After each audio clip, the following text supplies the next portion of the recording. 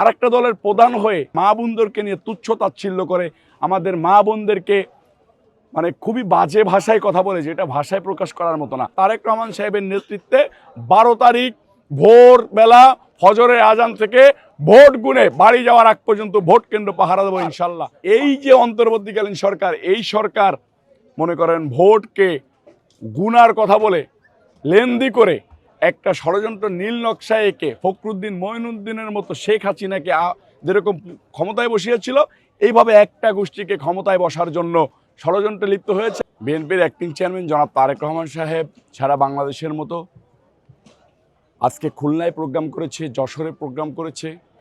বৃহত্তর যশোরের মানুষ আমরা, সাথে কুষ্টিয়া, চুয়াডাঙ্গা, মেহেরপুর।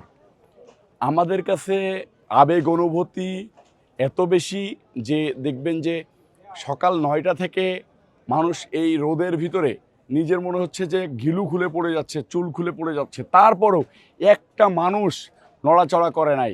মাঠের ভিতরে সুন্দরভাবে শৃঙ্খলার সাথে বসে থেকে সমাবেশ সফল করেছে। বিএনপির অ্যাক্টিং চেয়ারম্যান জনাব তারেক রহমান সাহেব যে 31 দফার পরিকল্পনা বলেছে, সাথে অ্যাড করেছে এই যে যশোরের বৃহত্তর যশোর অঞ্চলে আমাদের এলাকায় আখ হয়, আমাদের এলাকায় ফুল হয়। এই আখকে উৎপাদন বাড়িয়ে দেওয়ার কথা বলেছে, ফুলকে উৎপাদন বাড়িয়ে দিয়ে দেশের বাইরে পাঠাবে সেই ব্যবস্থার কথা বলেছে, শিক্ষার মান বাড়াবে সেই ব্যবস্থার কথা বলেছে। আমরা এই দক্ষিণাঞ্চলের মানুষ বিএনপির অ্যাক্টিং চেয়ারম্যান জনাব তারেক রহমান সাহেবের প্রতি স্যাটিসফাইড। আমরা একই সাথে আরেকটা দলের নেতাকে দেখি যে সে আমাদের মা বোনদেরকে নিয়ে তুচ্ছ তাচ্ছিল্য করে, আমাদের মা বোনদেরকে মানে খুবই বাজে ভাষায় কথা বলে, যেটা ভাষায় প্রকাশ করার মতো না।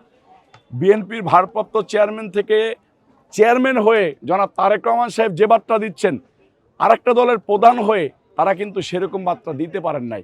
এই জন্যই বলে যে দেশের পক্ষের শক্তি আর দেশের বাহিরের শক্তি।